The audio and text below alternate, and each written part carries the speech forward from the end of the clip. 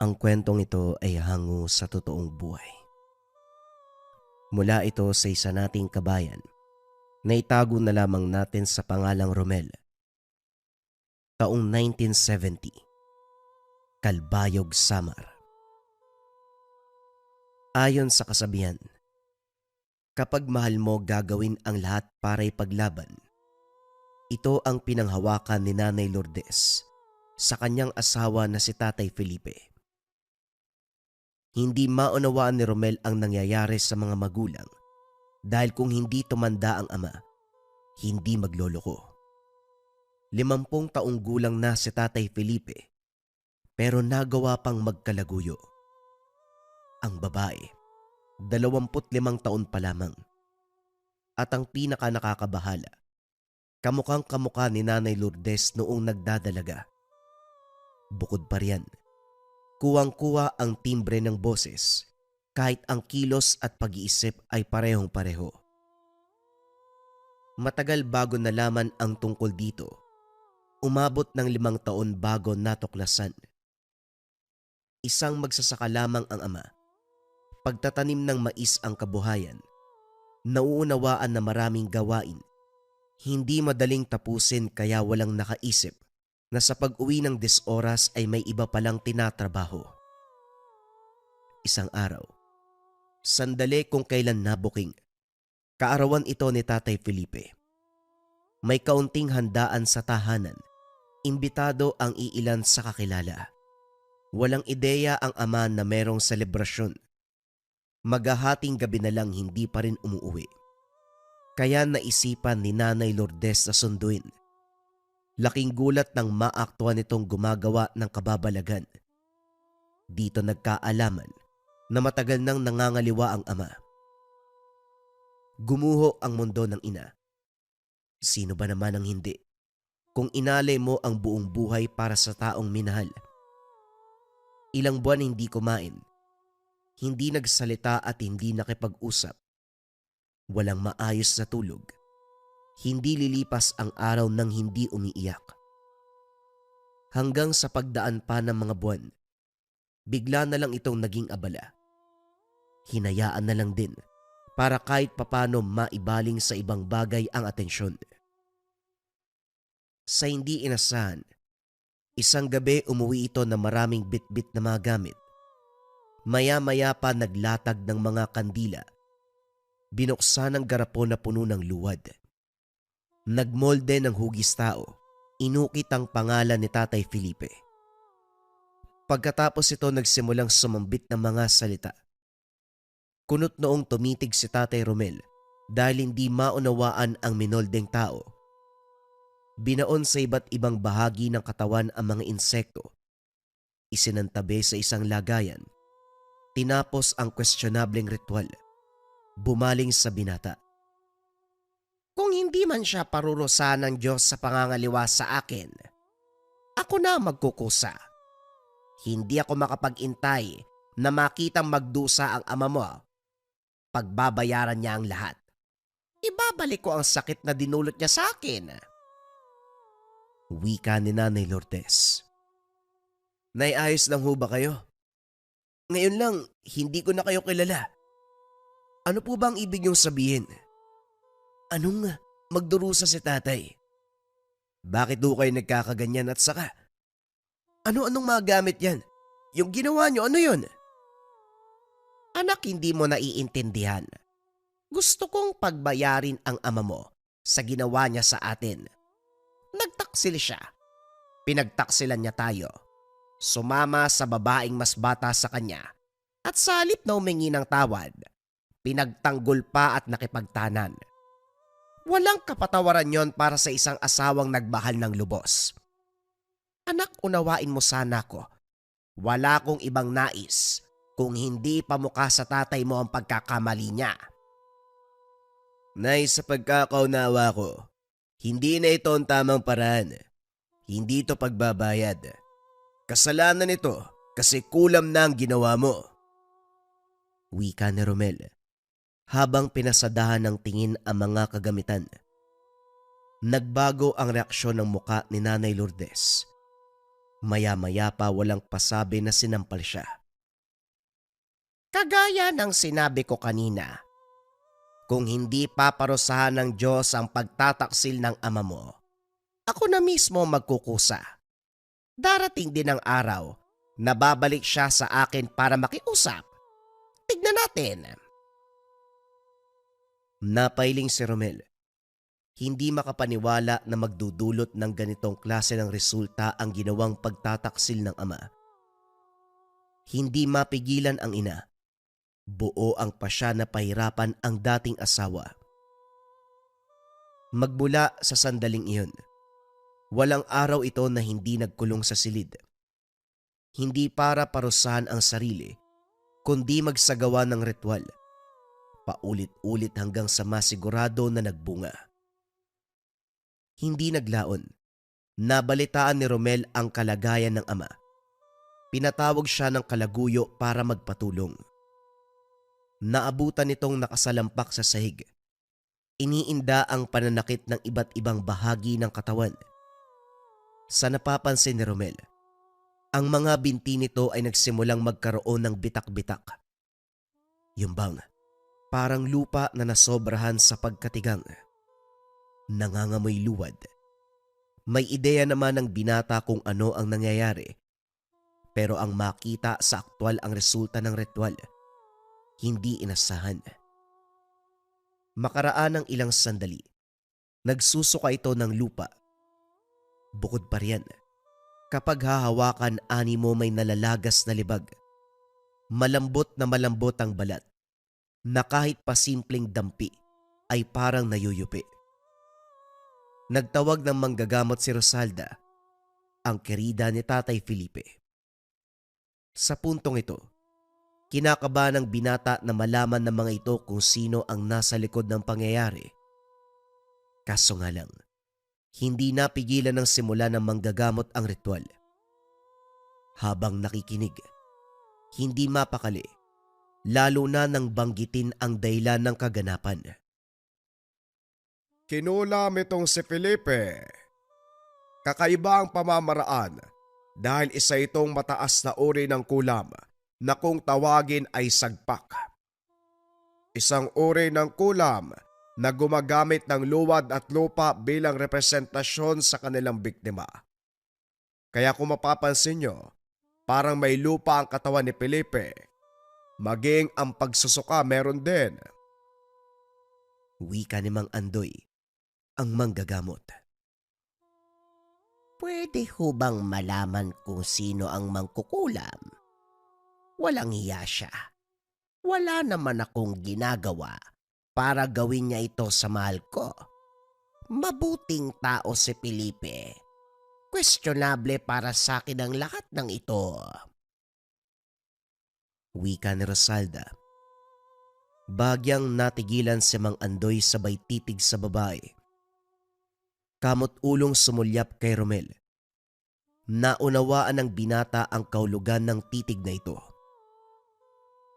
Kung makasabing hindi masama, akala mo hindi mga taksil. Nga pala, pwede naman malaman pero sa kasong ito masyadong mataas ang proteksyon ng mangkukulam.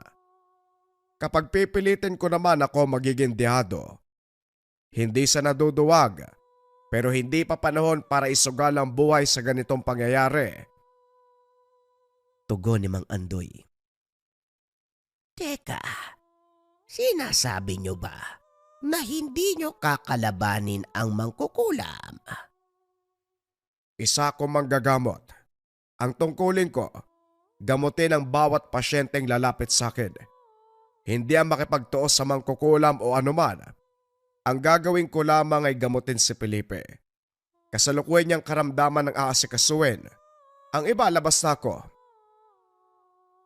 Sa kabilang banda, nahalata niya ang manggagamot na hindi gusto ang gagawin. Kaya upang malinawan sinundan ito hanggang sa tahanan. Kung tutuusin, kaya kong humarap sa mangkukulam pero pinili kong wag. Kahit bali-balik ta rin ang mundo, problema mag-asawa pa rin ito. Alam ko nangyayari sa pagitan ng nanay at tatay mo. Gagamutin ko si Felipe pero sa parte ng nanay mo hindi ako mangyangyalab. Bilang respeto na lang sa larangan ko, gagamutin ang tatay mo. Lumapit din kasi. Nang marinig ang paliwanag ng manggagamot, nakahinga ang binata. Gayunpaman, hindi pa rin mawala ang pangamba, lalo na nang malaman ng ina ang pagdulog ng ama sa manggagamot. Sa galit nito, nagtungo ng silid, sinimula ng ritual. Sa puntong ito naman, bilang tulak ng kuryosidad, pumuslit si Romel para saksiyan ang bawat proseso. Nagsinde ng mga kandila, naglagay ng luwad sa isang palayok, isinalang sa apoy habang hinahaluan ng mga sangkap.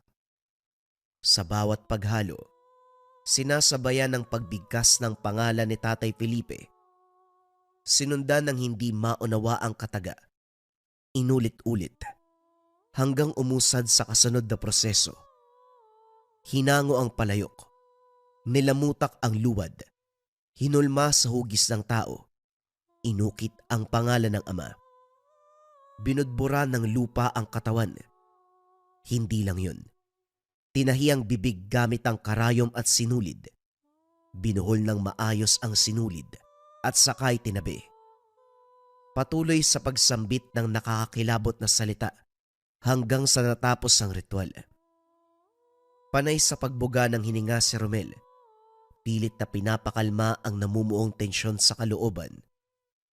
Masyado nang naguguluhan kung paano kakausapin ang ina at kung paanong tutulungan ang ama.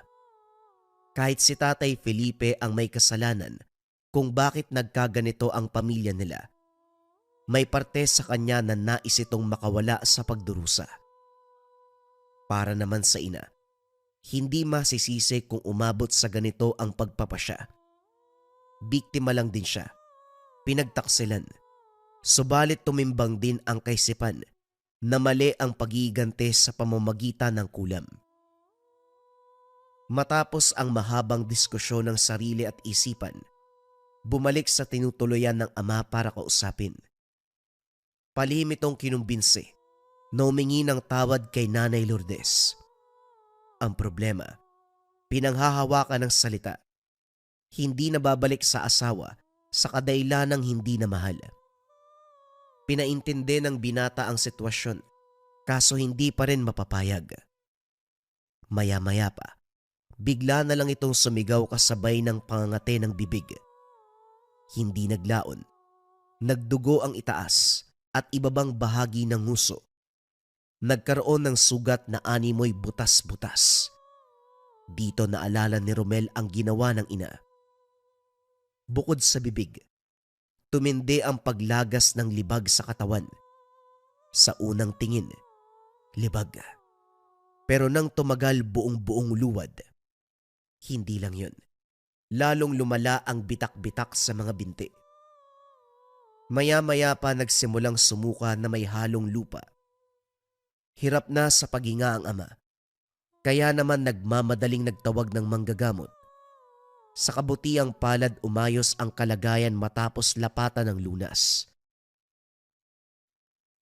Sandali lang ha. Pasensya na kung magiging bastos ako. Felipe, hindi man lang ba sumagi sa isip mo na baka ito ang karmang inihain ni Lourdes sa ginawa mong pagtataksil? Ayokong gamutin ka dahil sa nakikita ko. Bagay lang sa iyo yan eh. Nasa mabuting pangangalaga ka na ng asawa mo, babaeng pinakasalan mo sa loob ng ilang dekada, tapos sa isang iglap, ipagpapalit mo sa babaeng ito. Pasensya na, Rosalda. Gusto ko lang sabihin ang dapat niyong marinig. Ikaw naman, kekerengking na nga lang sa tao may asawa pa. Hindi ka ba nahihiya sa pagkatao mo? Kung nagkataon na ako ang magulang mo, tatagain talaga kita ng magtanda ka. Wika namang Andoy. Parehong pinagalitan si Tatay Felipe at Rosalda. Saka lang ito tumahimik nang masulyapan sa tabi si Romel. Sa kabilang banda, ikinatuwa ng binata ang pagpuna ng manggagamot. Marami naman ang nakapagsabi pero balewala ito noon. Wala pa kasing nangyari. Ngayon na kinulam, tila unti-unting nauunawaan. Gayon pa man sa tuwing magtatama ang mata ng mga ito, nabubura ang realisasyon at lalong tumibay ang pagkapit sa isa't isa. Hindi maiwasan ng binata na makaramdam ng galit. Ibang-iba ang ama pagdating sa kalaguyo dahil hindi makumbinsi. Umuwi na lamang ang binata. Pagdating ng tahanan, ginulat sa naabutan. May bisita ang ina at kulam ang pinag-uusapan. Tahimik na pinakinggan. Nalaman na pinagtakselan din ang babaeng bisita. Pinagplanuhan ang binabalak na pagpapahirap sa asawang lalaki. Makikita sa muka ni Nanay Lourdes ang kagustuang tumulong. Inilatag sa harapan ng kagamitan. Hiningi ang pangalan ng biktima at hindi naglaon sinimulan ang pagpapahirap. Hinulma ang luwad sa hugis tao. Inukit ang pangalan ng biktima sa bandang dibdib. Binasbasa ng mga salita. Binudbura ng malabuhangin na lupa. Pinataka ng kandila hanggang sa sumiklab ang apoy. Sa kabila ng pagliliyab, nanatiling buo. Nanuot sa katawan ang epekto ng ritual. Sa hindi malamang dahilan natagpuan ni Romel ang sarili na nasa harapan ng tahanan ni Jethro. Ito ang asawa ng bisita ni Nanay Lourdes. Sa katunayan, barkada ito ng ama. Madalas kainuman kahit saang tindahan. Maya-maya pa, maririnig ang pagsigaw nito. Animoy nag-aapoy ang katawan sa init na nararamdaman. Natatarantang naganap ng matatampisawang tubig. Tumakbo patungo sa ilog at nilublob ang sarili. Gayon pa man lalo lang tumindi ang sitwasyon. Pag-ahon pa nito, tagaktak ang nagbubuhanging lupa mula sa mismong balat. Nawala ng lakas, pagapang-gapang na lamang. Tinulungan ito ng mga kapitbahay, subalit hindi nakatagal sa pagkahawak. Lalong tumindi ang pagliyab ng katawan sa init. Animoy nagdideliryo. Kung walang kariton, hindi maihahatid sa tahanan. Lumapit si Romel para kausapin. Dito binanggit ni Jethro ang nangyari. Ang sabi niya, biglang nakaramdam ng pag-init ng katawan. May kung ano pang gumagapang sa kaloob-looban. Kung gagalaw parang matatanggal ang balat. Habang nagsasalaysay, hindi maitago ang takot. Napapatanong sa nangyari.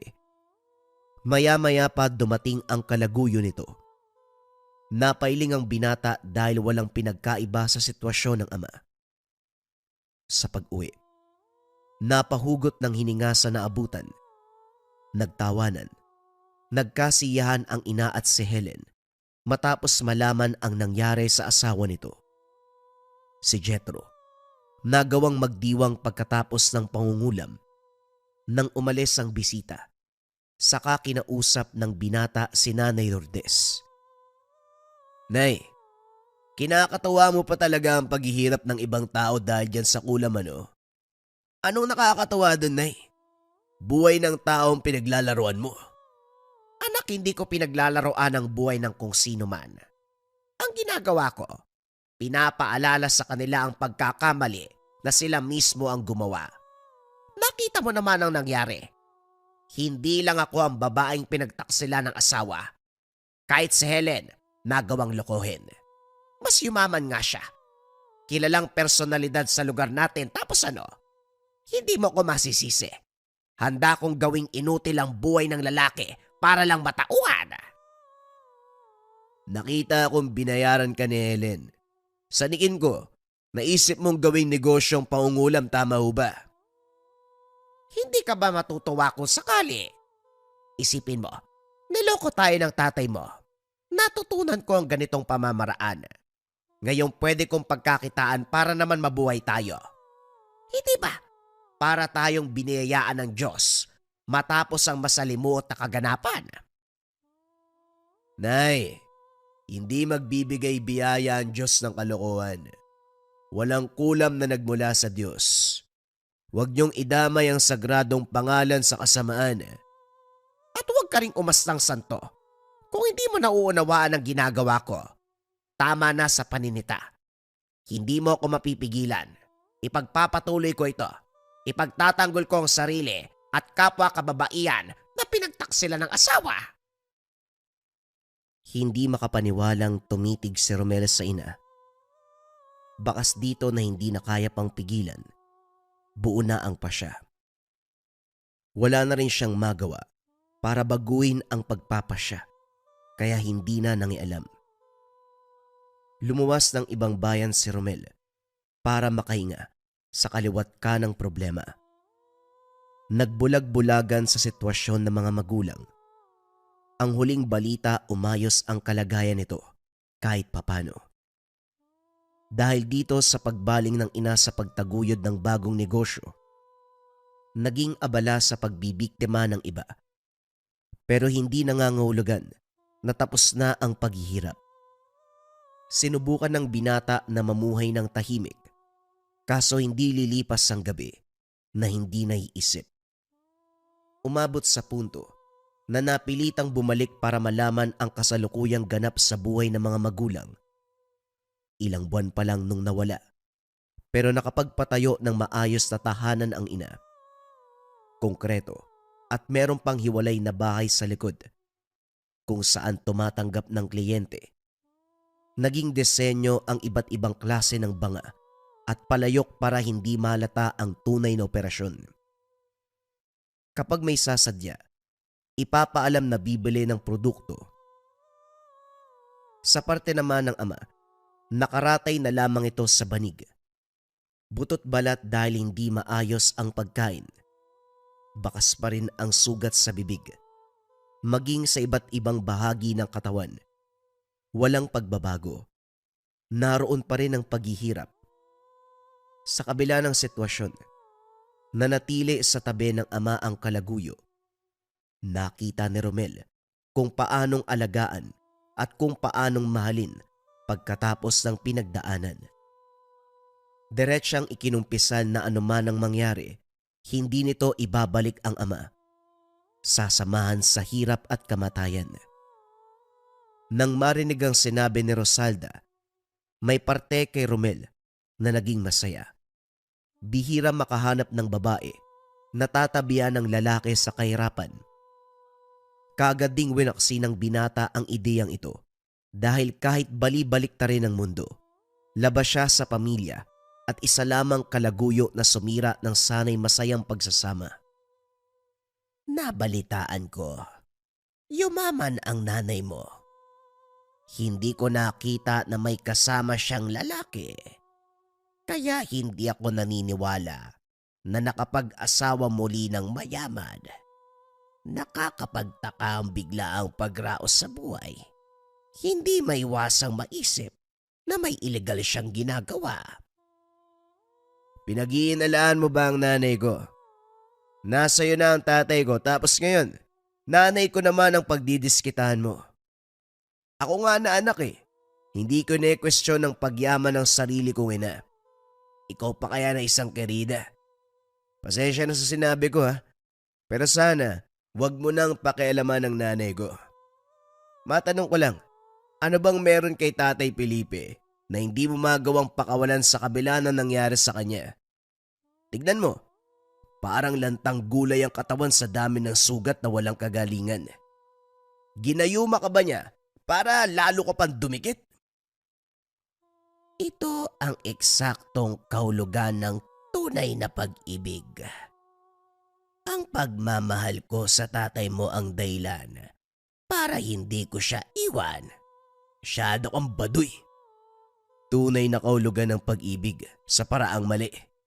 Nakukuha ba ang tunay na pag-ibig sa pagkapit sa taong may asawa at anak? Wala ba sa bokabularyo mo salitang kabit? Huwag ka magtago sa balat kayo mo. Matanda ka na. Hindi mo ko magawang punahin dahil kawangis ko ang nanay mo. Yan ang dahilan kung bakit hindi mo ko masumbatan noon, hindi ba? Matagal bago ka humarap sa akin para pag-usapan ng bagay na to. Natahimik si Romel. Tama ang babae. Ang pagiging hawigsay na ang dahilan kung bakit hindi kagad nasumbatan. Natapos ang usapan, naibaling ang pansin na mag-inda ang ama. Nang lapitan, hindi na maitsura ang pagmumuka. Natuyo at nagbubuhangin ang balat. Nagbitak-bitak. At higit sa lahat naglalabas ng ungol. Yung bang tunog ng paghingang malalim. Ilang ulit ginawa hanggang sa nalagutan ng hininga. Sa puntong ito, hindi nakakilos si Romel sa kinakatayuan. Nablangko ang isipan habang nakatitig sa walang buhay na ama. Nang sumbatan ng ina, hindi siya inawat habang naglalabas ng galit. Lalong nadagdagan ang emosyon ng binata nang makita ang pagngiti. Napatitig na lamang nang sabihin nito ang katotohanan. Hinintay ko ng ilang buwan ng ama mo. Pero imbis na bumalik sa akin para humingi ng tawad, pinagmukha pa na mas mahal ang kirida niya. Sige, gusto niyang lumayo sa akin. Sa atin pues. Tinulungan ko siya na mas mapalayo pa. Magbakasyon siya sa impyerno. Hindi magtatagal. Susunod na din ang babaeng yon. Nay, hindi ko na po kayo nakikilala. Ni hindi ko matandaan kailan kayo naging masama. Pumatay kayo ng tao. Pumatay kayo ng asawa. Pumatay kayo ng ama. Asawa mo. Tatay ko. Nay, ano ba nakakatakot ka na? Hindi ko na nga rin alam kung ligtas pa ba ako sa poder mo eh. Nakapatay ko. Hindi nalalayo makakapatay ka uli. Sa kabila ng mga sinabi ni Romel, hindi makikitaan ng pagsisisi ang ina. Bagkus lalo pa itong natuwa nang magtagumpay sa pagpapahirap at pagligpit sa dating asawa. Naudlot ang sumbatan ng mag-ina sa pagdating ng mga kliyente. Sa puntong ito, hindi lang isa o dalawa ang humiling ng kulam. Dinala ang mga ito sa lihim na silid. Pinag-usapan ng sadya. Habang naghihintay, hindi mapakali si Romel.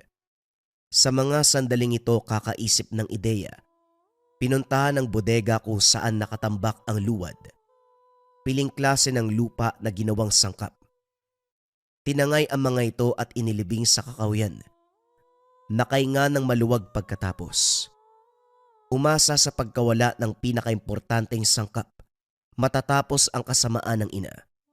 Sa tahanan na rin muna nanuluyan upang mabantayan ng kilos. Hindi inasahan na makalipas ang ilang oras. Matutunton ang pinaglagyan ng luwad at lupa. Malalim ang pagkakalibing pero nagawa pa rin kunin. Napapatanong kung naaktuhan ba siya habang pinupuslit. Masyado nang masukal ang bahaging iyon pero natuntun pa rin. Maya-maya pa ay nagkasagutan na naman. Sa puntong ito galit na galit ang ina. Hindi makontrol ang sarili sa pagsambit ng masasakit na salita hanggang sa napuno at nasagad si Romel. Sa uli, piniling lumayo at lisanin ang tahanan. Sa pagdaan ng taon, umuwi si Romel nang mabalitaan ang nangyari sa ina. Hindi na rin nagulat nang maabutan ang kalagayan. May diferensya na sa katawan matapos balikan ng kulam. Humina rin ang negosyo dahil hindi magawang tapusin ang isang ritual. Kagaya ng nangyayari sa biktima nito, nagmistulang lupa ang balat. Nagbubuhangin na kahit kaunting galaw ay tumatagaktak. Binanggit ng binata na baka kinarma ito sa lahat ng kasamaan. Hindi tinanggap ang sinabi. Nasampal pa. Pinanghawakan ang paniniwala na biktima rin siya ng kulam. May lakas pa ng loob na hanapin kung sino ang may kagagawan. Sigurado ako na may nang biktima sa akin. Mangkukulam din ako. Kaya may ideya ako sa pangyayari. Mahuli ko lang kung sino yan. Hindi ko bubuhayin. Nay, lalo lang lalala ang sitwasyon kung magpupumilit kayo. Ito na ang resulta ng kasamaan nyo. Kung hindi kayo pumasok sa pangungulam, hindi tayo aabot sa ganito. Kung sana hinayaan na lang si tatay na sumama sa babaeng yun, matiwasay sana ang pamumuhay natin. Hindi mo kasi matanggap na ayaw ni tatay sa'yo eh. Inipon mo ang galit imbis na kalimutan at ang pot ng pag-udyok na gumawa ng kasamaan. Tignan mo, ito ang nangyari. Huwag kang magsalita dahil wala kang alam. Sandali, kinakampihan mo ba ang kabit na yon? Ako ang ina mo, Romel. Sa akin ka kumampi. At kailan pa ako kumampi sa kasamaan? Nagsisisi nga ako na kinonsinti kita eh. Nagsisisi ako na hindi ko ginawa ang lahat para pigilan ka. Nagsisisi ako na pinapanood kitang gumawa ng ritual para kulamin ang tatay ko. Magmula nang matuto ka sa gawaing ito, wala na akong ina. Nawala na si Nanay Lourdes na isang mabuting tao. Nagtayo ka ng ilegal na negosyo. Inimbita ng kung sino-sino para kulamin ang kaaway o may atraso sa kanila. Tumulong ka sa pagpapalaganap ng kasamaan. Hindi na ikaw ang Nanay Lourdes na nakilala ko. Niwala na akong ideya kung sino ang kaharap ko. Gayon pa man tumawa lamang ang ina. Baliwala ang sinabi. Hinatid na lamang ito ng tanaw habang naglalakad patungo sa silid. At kagaya ng inasahan, nagsagawa na naman ng ritual. Nakailera ang mga banga na puno ng luwad at lupa. Sumingaw ang init dahil sa dami ng kandilang nakasindi. Hindi lang isang hinulma. Hindi mabilang ang minoldeng hugis tao. Sa isang ritual, sinabay-sabay ang mga ito.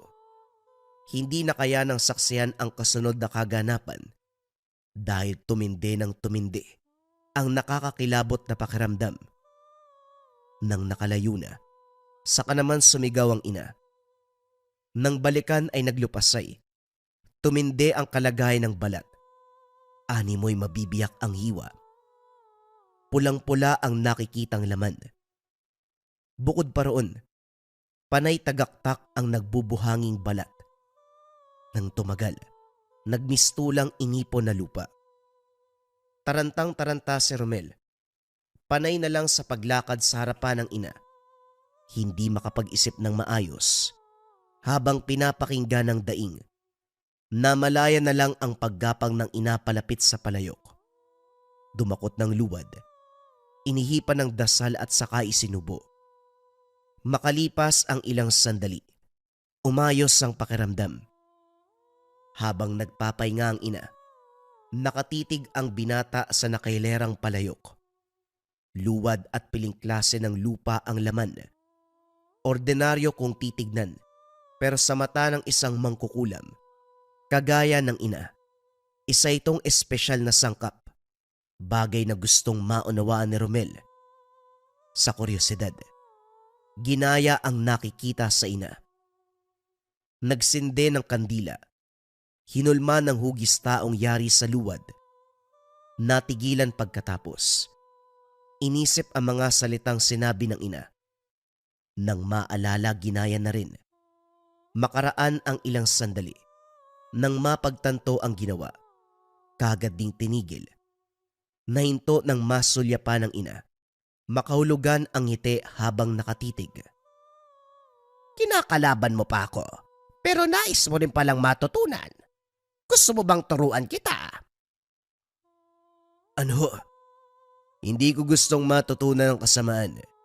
Ayokong mapalapit sa impyerno. Gawa lang ng kuryosidad kaya ako nangialam. Yun lang yun. Nagmamadali sa pag-alis ang binata. Biglang kinabahan. Nang paglingon ay may inusalang ina. Naramdaman ang kakaibang epekto nito. Nakaligtas naman bago kumapit ang epekto. Aalis na sana nang mapansing may umaaligid sa tahanan. Malapit sa kakahuyan ang bahay at mula roon tanaw ang anino. Palipat-lipat ng pwesto hanggang sa maging komportable. Maya-maya pa napansin na merong tinatahi. Hindi nagtagal maririnig ang paghiyaw ni Nanay Lourdes. Dali-daling pinuntahan, naabutan nitong nakapabaluktot. Hinahampas ang ulo, iniinda ang pananakit. Nang lapitan biglang sumuka ng luwad. Dito naunawaan ng binata ang nangyayari. Nang balikan ng tingin ang anino sa kakawyan, malinaw na nasipat ang hawak-hawak. Isang manika na paulit-ulit pinupukpok ang ulo. Dali-daling binuhat ang tapayan na puno ng luwad at pasimpleng hinagis sa direksyon. Hindi inasang may tataboy sa ganitong paraan. Nang balikan ng ina, ngumunguya na ng lupa. Pinahiran ng luwad ang noo, sabay sambit na mga salita. Nang may masmasan, dali-daling sinuri ang minoldeng hugis tao. Kinuha ang isa na may nakasulat na pangalan, nakalaguyo ni Tatay Felipe. Hindi maunawaan ang pagngisi ng ina. Walang pasabi na nagsimula ng ritual. Sa puntong ito, pinatutungkulan ng ritual si Rosalda. Inukita ng pangalan ang bawat minoldeng manika. Hindi lang pagtahi, sa iba't ibang bahagi ng katawan ng ginawa. Binuhay pa ang isa. Tulalang sinundan ito ng tingin habang naglalakad palabas. Ilang ulit kumurap sa pag-aakalang namamalikmata. Subalit totoong-totoo ang nakikita. Hindi na kailangan pang magtanong dahil ina na mismo ang nagsalita. Sinasabi ko na nga ba? May sumusubok sa akin. Nakita mo naman na merong umaaligid kanina, hindi ba? Nang tignan ko ang hinulma, pangalan ni Rosalda ang may bakas. Walang duda, siya ang kumulam sa akin. Ngayon tikman niya ang ganti ko. Hindi pala, pagdusahan niya ang ganti ko. Yung minolde mong luwad. Anong gagawin nun? Bakit gumalaw? Bakit naglalakad? Saan pupunta yun? Huwag mo sabihin sa akin may papatayin ka na naman. Nay, hindi ka ba nadala sa ginawa mo kay tatay at sa iba mo pang kinulam? Kung hindi mo pinaparusahan, pinapatay mo. Manahimik ka, Romel. Wala kang pakialam kung papatayin o bubuhayin ko ang sino man. May atraso sila. Gagawin ko ang lahat para pagbayarin sila. Kung si Rosalda naman ang pag-uusapan, hindi ba nararapat din siyang makatikim? Inagaw niya sa akin ang tatay mo. At ngayon marunong na siya ng ipinagbabawal na karunungan. At hindi lang basta marunong, binibiktima niya ako. Nay, pwede bang tama na? Hindi ko na alam kung paano ka pakikisamahan. Masyado nang magulo. Nakalimutan ko na nga paanong mamuhay ng tahimik. Kaliwat kanan na lang ang nangyayari. Puro kasamaan. Kasamaan na Tama na. Madaling sabihin yan, lalo na sa taong walang pinaglalaban. Romel, namayapa na ang ama mo, pero nandito pa rin ang galit. Nagliliyab na poot. Maski ako hindi ko alam kung kailan huhupa. At asahan mong lalala ang mangyayari dahil marunong din pala ang babaeng yon. Magiging kapanapanabig ang susunod na magaganap. Kulam laban sa kulam. Wika ng ina. Sinundan ng nakakabinging pagtawa. Pagkatapos ng usapan, pumasok ng silid para simulan ng ritual. Nakasalampak si Romel habang nakatitig sa saradong pinto. Mula sa kinalalagyan, naaamoy ang samyo na mga kandila. Naririnig na rin ang pag-usal ng mga salita. Habang paulit-ulit na binabanggit ang pangalan ni Rosalda, naipon ang galit magmula sa araw na nalaman ang pangangaliwa ng ama. Sa puntong ito, natagpuan ng sarili sa harapan ng tahanan ng babae. Kagaya ng ina, natuto na rin ito ng pinagbabawal na karunungan. Nang makita ang mga banga sa silong, Nagkaroon ng ideya na kagaya ni Nanay Lourdes ang pamamaraang ginagamit. Dahil abala ito sa pagriritwal, hindi na malayan ang pagpuslit ng binata. Nakapasok ito, ginulat sa naratnan. Nasa loob ng tahanan ang kabaong ng ama. Halatang hinukay mula sa libingan. May nakadikit na luwad, nakahulmang simbolo. May bakas nakakatapos lang ritwalan. Nang umusad bumungad ang kwarto na puno ng manikang yari sa luwad. Bawat isa nakaukit ang pangalan ni Nanay Lourdes. Nang magkaroon ng ideya, dali-daling sinilid sa sako para itapon. Maya-maya pa kunot noong napatitig sa isa. Iba ang disenyo. Pangalan ni Rosalda ang nakaukit. Hindi nagtagal, naalala ang ginawa ng ina.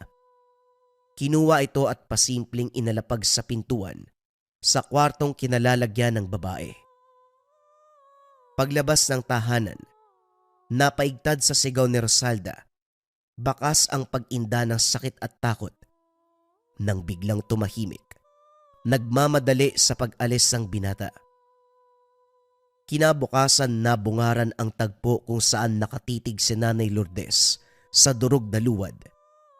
Aniya, ito ang minoldeng hugis ng tao na pinadala sa tahanan ni Rosalda.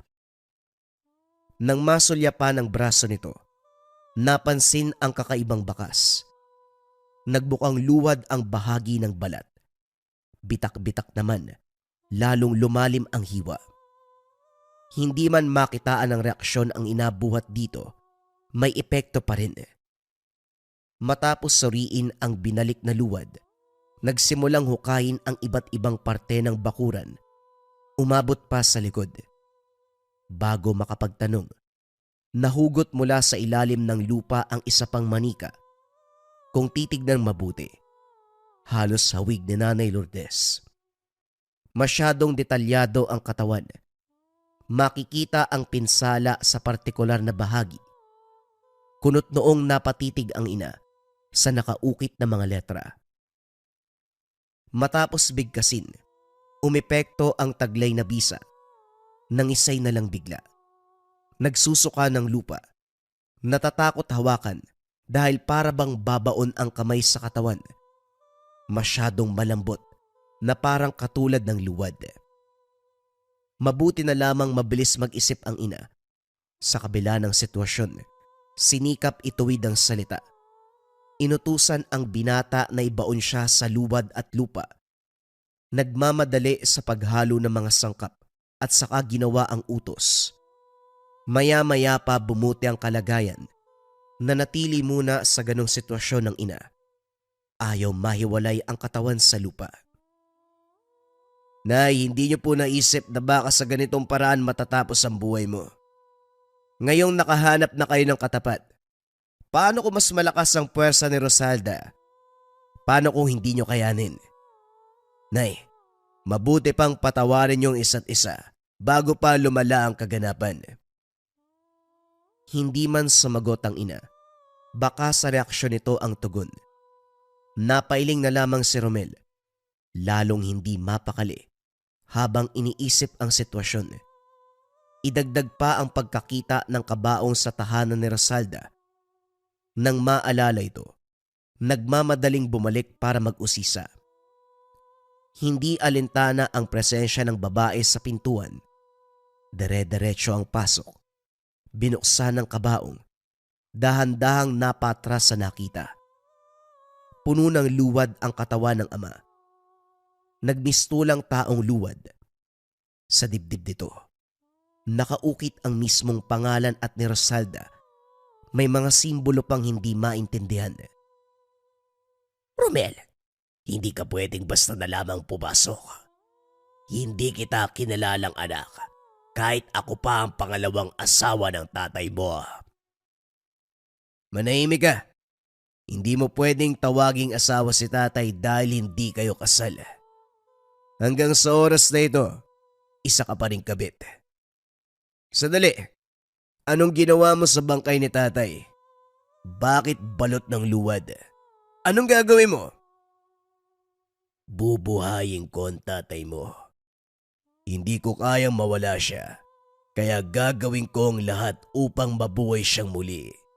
Pero bago yun, papatahimikin ko muna ang nanay mo. Bakit anong gagawin mo? Papatay mo si nanay? Sige, gawin mo. Kapag nangyari, ako mismo ang makakalaban mo. Ikaw na nga tong kabit. Ikaw pa ang may ganang manakit sa legal na asawa. Hindi man ako ang orihinal, pero ako nagbuhos ng pagmamahal. Sa tingin mo anong dahilan kung bakit sumama sa akin ang tatay mo? Ito ang tanong na nagpatahimik kay Romel. Napatitig na lamang kay Rosalda. Hindi nagtagal, tinulak ang kabaong patungo sa silid. Nang mapagtanto ang gagawin, huli na, sarado na ang pintuan. Bumalik ng bahay para sabihan ng ina, pero abala ito sa pagriritual. Nanlaki ang mga mata, habang pinasadahan ng tingin ang nakatayo sa harapan. Sa unang tingin, akalain mo na tunay na tao. Hindi kasing laki ng manika ang minolde ng ina, kundi kasing laki ng tao. Kuwang-kuha ang wangis ni Rosalda. Hindi pinaganda, kundi nakakakilabot. Kulang-kulang ng parte. Tabingi ang bibig. Mas malaki ang kabilang mata kumpara sa isa. Putol ang kamay. Nakatalikod ang mga binti. At ang mas nakakapanindig balahibo, parang buhay na buhay dahil sa pagsusuka ng lupa mula mismo sa bibig. Salip na pukawin ang atensyon ng ina para ibalita ang ginawa sa bangkay ng ama. Naupo sa tabi si Romel para panoorin ang pagriritual. Pinaghalo ang luwad at lupa. Nilamutak pagkatapos sabay bato sa nakatayong imahe. Bawat bato, sinasabayan ng pag-usal. Unti-unting dumami ang lumalabas na suka nito. Hindi lang yun. Natuyo at nagkaroon ng bitak-bitak. Ang bawat hiwa, naglalabas ng malabuhanging lupa. Maya-maya pa, sinindihan at habang kinakain ng apoy, lumakas ang pagbigkas ng mga salita. Patuloy pa rin sa pagbato si Nanay Lourdes. Sa pagdaan ng mga sandali, mula sa kung saan maririnig ang hiyaw ng babae, nang tumagal ay nakilala ito ni Romel. Walang iba kung hindi si Rosalda. Humiling na patawarin, subalit buo na ang pasya ni Nanay Lourdes. Bingi-bingihan sa pakiusap. Tuloy-tuloy sa ginawa, hanggang sa mawala ang boses. Maya-maya pa tinapos na rin ang ritual. Dumiretso sa pagiga ang ina. Tinakpa ng katawan niya ng luwad at lupa. Mahabang oras ang ginugol at sa sandaling tinanggal ang mga ito, hindi na makitaan ng anuman. Nawala ang bitak-bitak.